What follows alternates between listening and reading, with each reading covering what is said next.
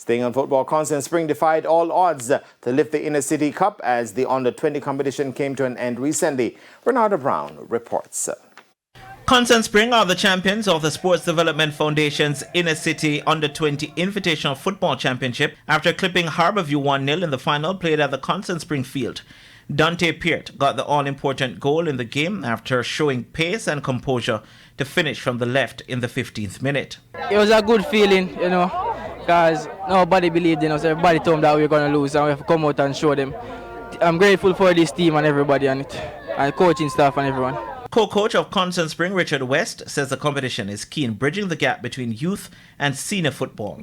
It means a lot because what happens is that there is a gap between under 17 and the senior. So there's not much under 20s or under 21 that has been played.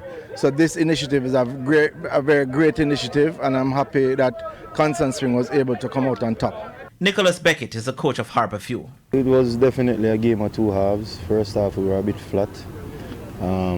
Constant Spring got a chance, they took it, we created a number of chances and we didn't convert, and such is a game of football, we don't take chances, things like this will come and haunt you.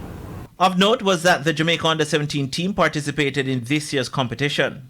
Inner City Under-20 competition, the SDF is happy to have seen the result. This year, the World Cup Under-17 team played in this competition, and we think this was significant to them qualifying for the World Cup, which they did a few days ago. So we're happy with the result.